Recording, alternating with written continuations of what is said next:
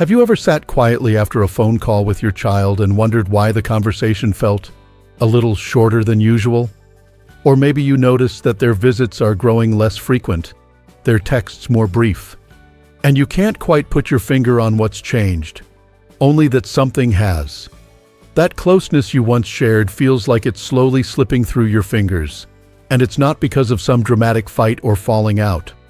It's more like a quiet distance that crept in when no one was looking. If that sounds familiar, you're not alone. So many older parents feel this unspoken gap between them and their adult children. And it's not about love disappearing. That love is still there, strong and deep. But what often changes is how we express it, and more importantly, how we unintentionally chip away at the connection without even realizing it. See, no one teaches us how to be a parent in our 60s, 70s, or 80s. We spend decades guiding, protecting, nurturing, and then one day, our kids are grown. They have their own homes, their own families, their own battles. And while we still see them as our babies, they're navigating a world that looks very different from the one we raised them in. The challenge is learning how to walk beside them in this new chapter, not ahead of them, not behind them, but beside them, with wisdom, grace, and space. So today, I want to talk with you about some of the most common and subtle mistakes many older parents make that end up creating distance with their kids. Not out of malice or bad intentions, but simply out of habit, hurt, or fear. And more importantly, I want to share with you how small changes, shifts in tone, perspective, and approach can bring back the warmth, the laughter, the openness that you may be missing. Let's start with one of the quietest yet most powerful ways that we can drive our children away without ever meaning to, and that's by constantly complaining. It might not sound like a big deal. After all, you're just being honest. You've earned the right to speak freely, haven't you? You've lived a life full of experiences, pain, and perseverance. If your back aches, it aches. If the world feels like it's changing too fast, it is. If your neighbor's music is too loud or politics are a mess, well, you're just saying what you feel. But here's what we often forget. While your child may love you with all their heart, they are also carrying a weight of their own. Maybe it's a stressful job, a struggling marriage, a teenager who won't talk to them, or just the exhaustion of trying to do it all. When they call you, what they're really hoping for, even if they don't say it, is a moment of lightness, a breath of peace, a place where they can feel safe, encouraged, and maybe even a little uplifted. When every conversation starts with a sigh, a list of aches and pains, or a rundown of everything that's wrong in the world, it can slowly drain that sense of warmth. And you might start to notice something. They still call, but less often. They visit, but they don't stay as long. And when they do come around, they stop asking, "How are you?" Not because they don't care, but because they don't know how to carry the heaviness every single time. That doesn't mean you need to bottle everything up or pretend that life is perfect. Far from it. But it does mean finding a balance. If you're going to share your pain, wrap it in a little bit of gratitude. If you're going to talk about your loneliness, also talk about the joy you felt when you saw the sunrise this morning or heard from an old friend. Instead of letting the tone of the conversation spiral into everything that's wrong, try ending it with something that reminds your child that their visit lifted you, not that they sat through another storm. I once knew a man named George, 71 years old and a proud father of 3. But he had this habit. Every time someone asked, "How are you, George?" he'd let out a big sigh and say, "Still alive." It became his trademark line. At first, people chuckled. But over time, they stopped asking. Not because they didn't love him, but because they didn't know how to respond anymore. One day, George decided to try something different.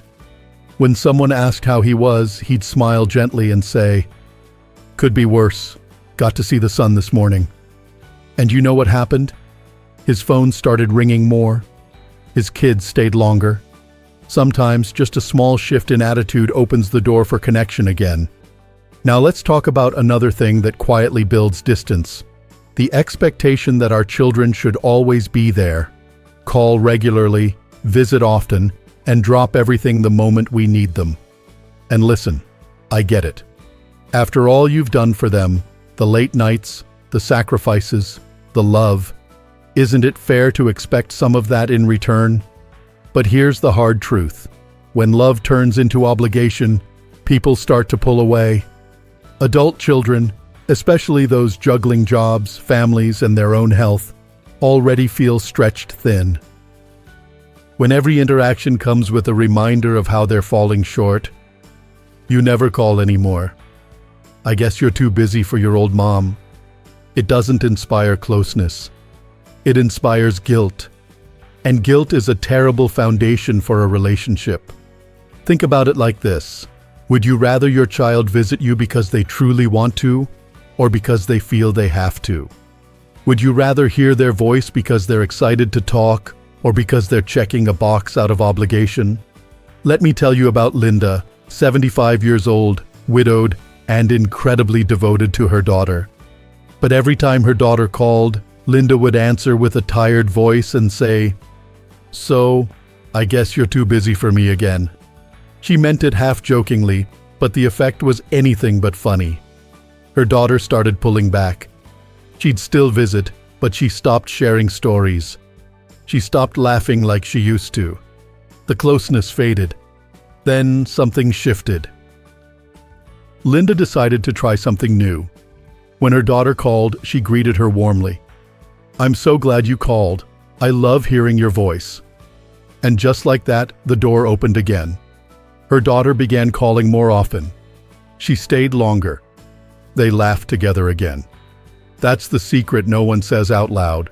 Love flourishes when it feels like a gift, not a duty. If we want our children to feel close, to stay connected, not just out of tradition but out of joy, we have to make our presence feel like a place of comfort, not pressure. You don't need long speeches. Sometimes all it takes is a change in tone, one that says, "I'm happy you're here," instead of, "Why weren't you here sooner?" What's beautiful about all this is that it's never too late to adjust. Relationships aren't fixed. They breathe. They bend. They can be renewed with the right touch, a softer word, a different lens. And while you can't control how your children respond, you do have the power to create the kind of space they'll want to come back to. A space that feels warm, open, and free of guilt. Let's keep going. Because now that we've opened this door, there's more to explore. There's something else that often gets in the way, even when it's coming from a place of deep love. It's the habit of stepping in, again and again, to guide, or rather, to control, our children's decisions. Now, I know that word sounds harsh. Control doesn't feel like what we're doing. We think of it as helping, offering wisdom, protecting them from mistakes. And maybe that's exactly how it starts. But the truth is, when advice turns into instructions and concern becomes criticism, it starts to feel suffocating, not supportive. It's hard to let go of the role we've played for so long. We've spent most of our adult lives making decisions for our children, or at least helping them steer through life. So when they choose a partner we don't approve of, or raise their children differently than we did, or make career moves we wouldn't have, it can be difficult to stay quiet. Our instincts kick in. We want to fix it. We want to guide. But what we don't always see is that to them, it can feel like we're judging. Like we're saying, "You're not doing it right." And here's the irony. The more we push, the more they pull away. That open space where they once shared their worries and questions slowly closes. They stop asking for our thoughts not because they don't care, but because they don't feel safe to. No one, no matter how old they are, wants to feel like a child again in the presence of their parent. I remember Walter, an 81-year-old father who meant well, but just couldn't help himself. His son was going through a rough patch financially, and every time they spoke, Walter would offer advice, strong, blunt, sometimes cutting. "You should have saved more. Why did you take that job? You're making the same mistakes again." He thought he was being honest. He thought he was helping. But to his son, it felt like another punch to the gut when he was already down. And eventually, the calls stopped. Walter was heartbroken. He thought his son was ungrateful. But after some quiet reflection, he tried something different. Instead of leading with criticism, he simply asked, "How are you feeling about everything?" That small change, that open-ended, non-judgmental question, reopened the door. His son started talking again. Not because he was told what to do, but because someone finally listened without trying to take over. That's the kind of space we can all learn to create. A space where our children feel heard, not handled. Where they come to us, not out of obligation, but because they know they'll be met with respect and compassion. Respect in old age doesn't come from how much advice we give. It comes from how much we're willing to listen without jumping in to fix what was never ours to fix. Now let's talk about something that's even more subtle and even more damaging if we're not careful. The habit of keeping score. It might sound innocent, even justified at times. I called them last time, so it's their turn now. I watched the grandkids all weekend, and they didn't even say thank you.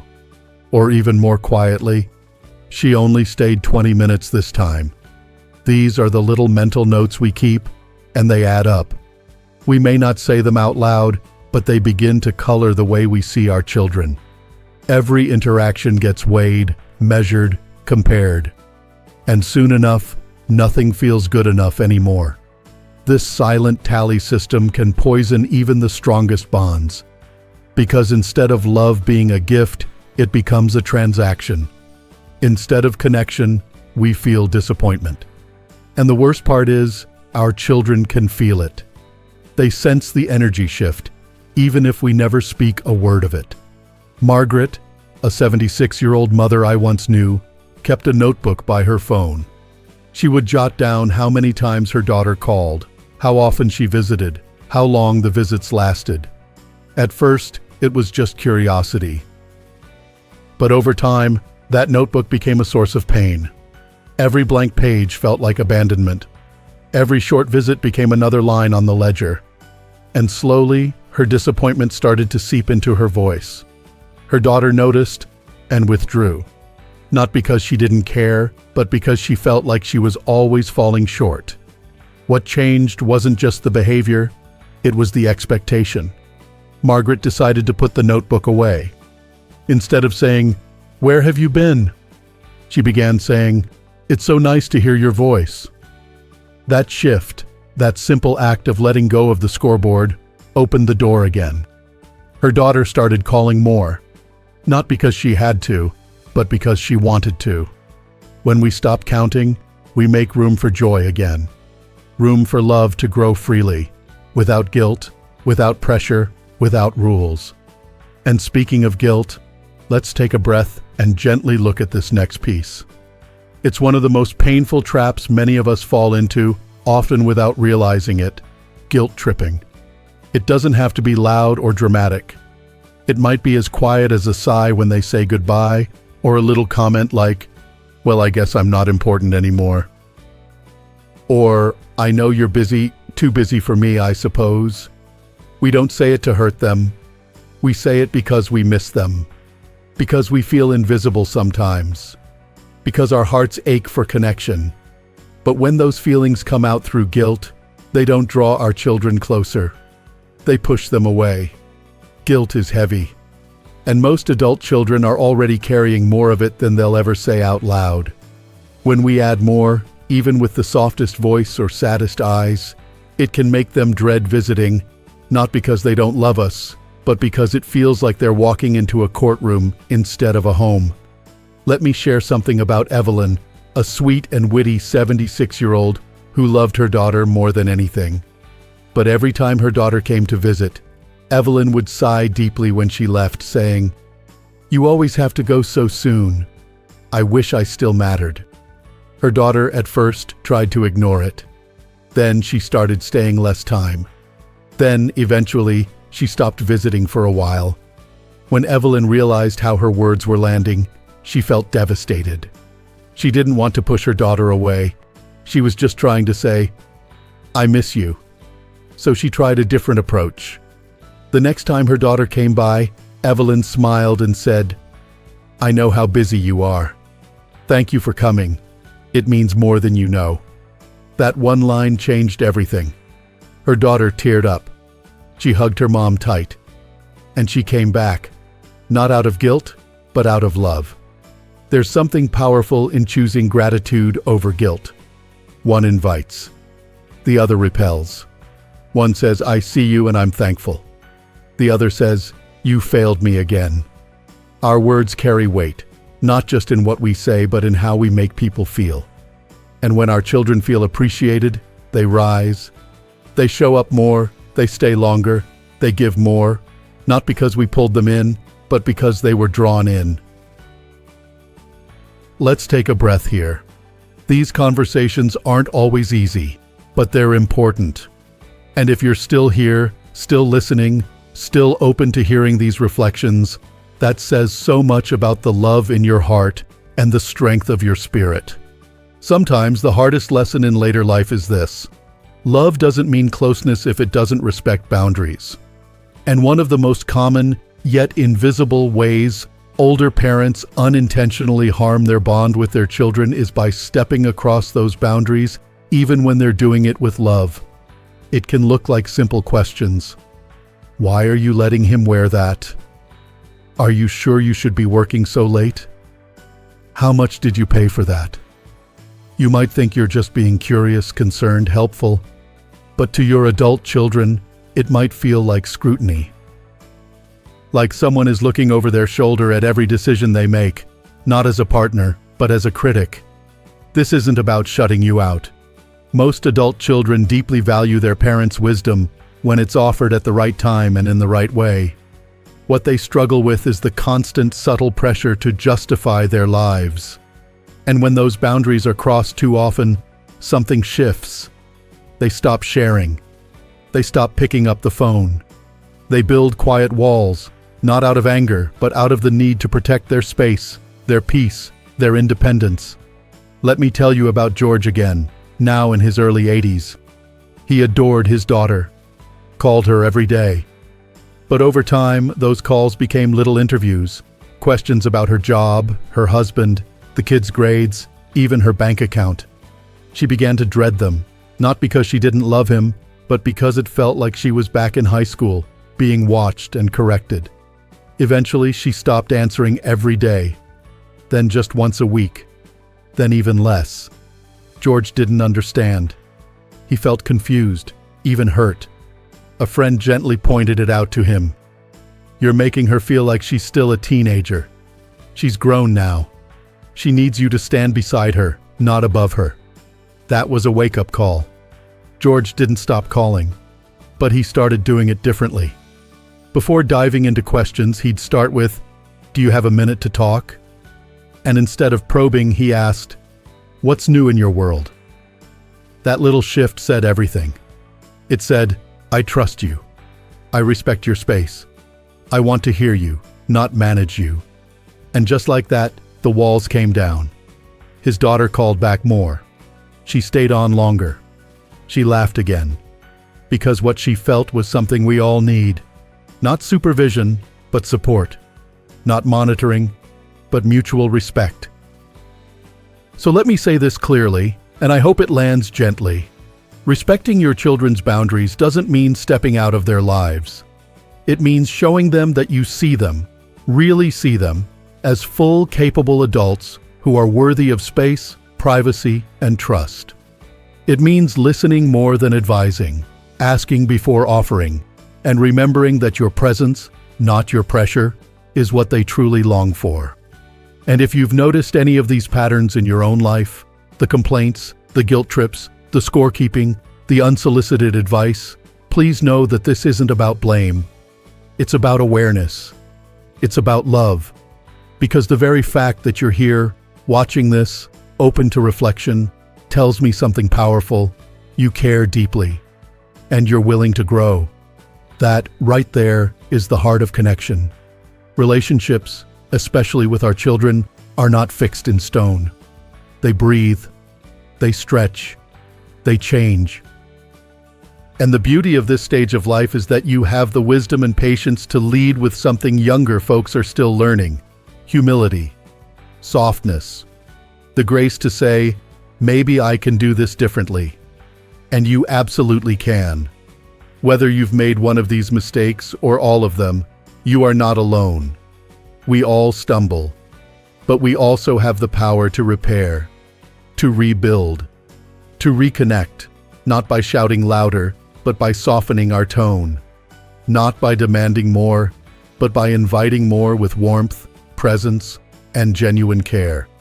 So take a moment right now and ask yourself, what kind of space do I create when my child calls or visits? Do I feel like comfort or like another obligation? Do I respond with openness or with quiet judgment? These aren't easy questions, but they're the ones that matter. Because it's in the asking, not the perfection, that we begin to heal. And here's the most encouraging part of all. Small changes create big shifts. A different tone, a gentler word, a simple sentence like, "I'm just glad you're here," instead of, "It's about time." These are the things your children will carry in their hearts. Not your opinions, not your corrections, but your kindness, your presence, your love without conditions. So, if you've been wondering why the bond feels different, if the silence between visits has grown a little too loud, if your heart aches for a connection that used to feel effortless, now you know it's not too late. It never is. You have the power to change the atmosphere, to be the calm, steady presence that your child doesn't want to avoid, but run toward. Not because they owe it to you, but because being with you feels like coming home. If this message spoke to you today, I'd love to hear your thoughts. Share in the comments something that resonated with you, or a shift you're ready to make in your relationships. This community is full of people like you, wise, open-hearted, and still growing. Let's learn from each other. And if you found this video helpful, please give it a thumbs up. It helps more people find this message. And if you'd like more honest, uplifting content like this, be sure to subscribe and turn on the bell so you never miss a new video. You're not alone on this journey. We're walking it together, with kindness, with courage, and with the quiet strength that comes from knowing it's never too late to heal, to love, and to be loved in return. Here's to living your best life, not just in your younger days, but right now, right here, in the wisdom of your years. Thank you for watching, and I can't wait to see you in the next video.